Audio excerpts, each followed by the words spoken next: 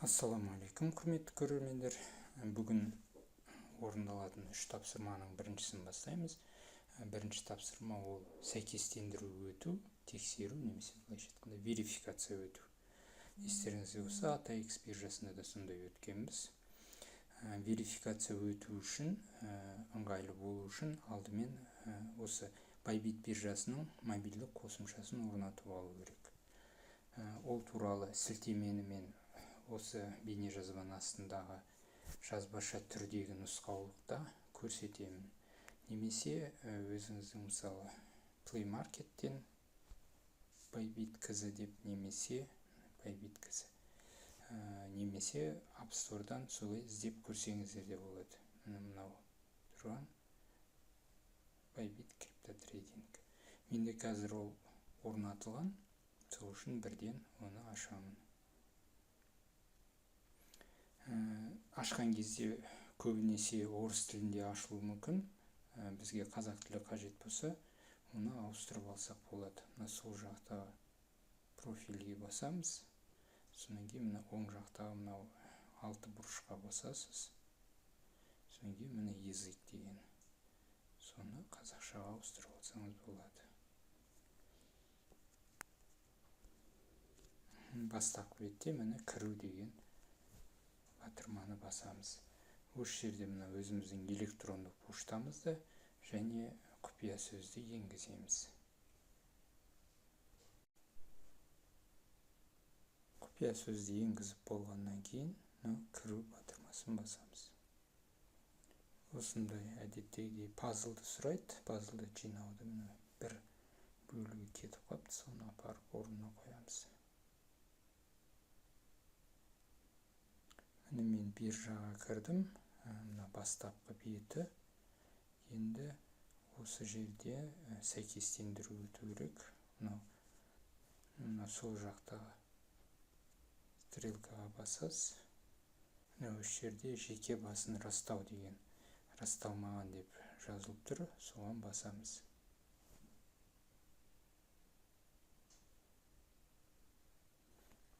Бірінші мына орналасқан жері әрине Қазақстан. Верификация, жылдан верификация тұра берсін. Содан кейін астында айтады, керек қандай құжаттар. Біздікі жеке куәлік таңдаймыз. Содан кейін ең астында $20 алу үшін растаңыз дейді. Сол батырманы басамыз. Жалғастыру.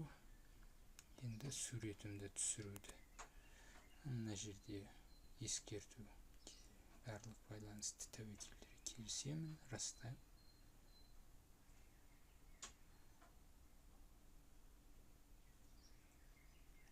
Әрине мынау келісіміңізді талап етеді, биометриялық. Содан кейін бұл электрондық үкімет егофпен байланысқан. Сол үшін мына жерге өзіңіздің егофта тіркелген телефон номеріңізді және ЖСН-іңізді енгізсеңіз, құжаттың ақпаратын сол егофтан өзі алып алады.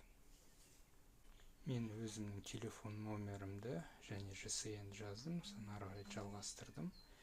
Енді мына жерде егофтан келген SMS кодты, осындай SMS код келеді ғой.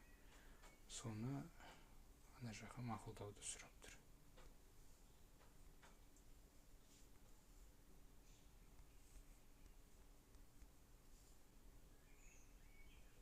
Окей, басамыз.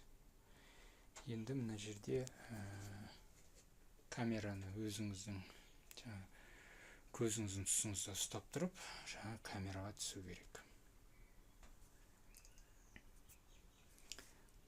Осындай тағы да келісімдер болуы мүмкін.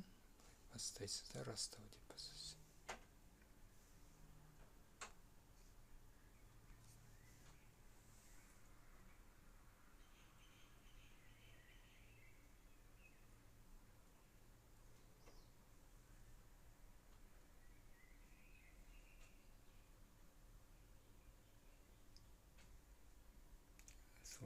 Басыңыз солға, оңға бұру керек болады.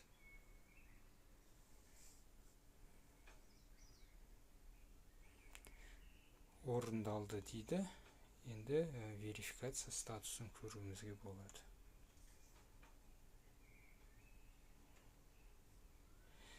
Содан кейін мына жерде қосымша әрекет қажет дейді. Мен өткізбей тұрған себебі, өйткені менде осыған дейін есептік жазба жасалып қойған. Мен мынау екінші есептік жазба жасап жатырмын, сол үшін маған екіншісін өткізбей қойды. Сіздерде егер бәрін дұрыс жасасаңыздар өтуі керек. Верификацияның бірінші кезеңін өтсек, содан кейін сізде қайттан шығып кетуі мүмкін.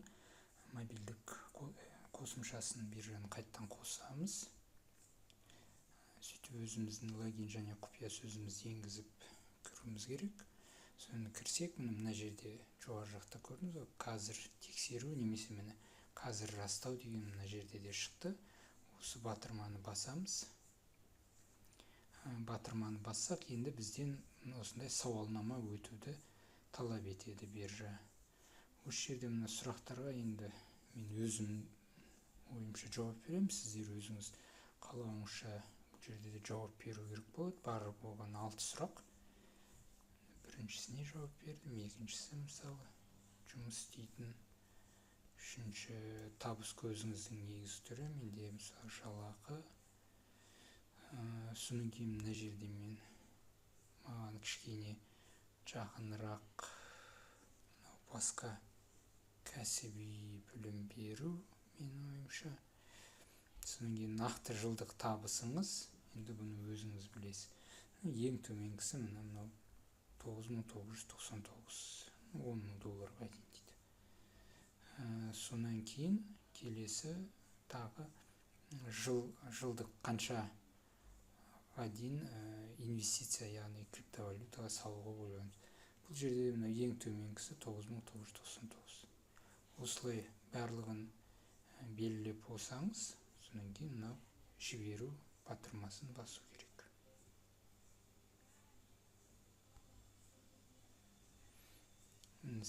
Осындай құттықтаймын, сіз верификациядан өттіңіз дейді.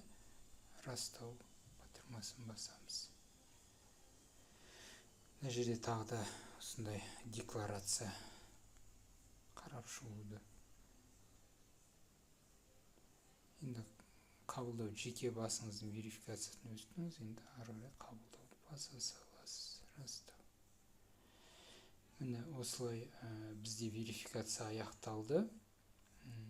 Мына жерде келесі қадам, ол мен айтып едім, 3 тапсырма. Бірінші тапсырмамыз жаңа верификация өттік.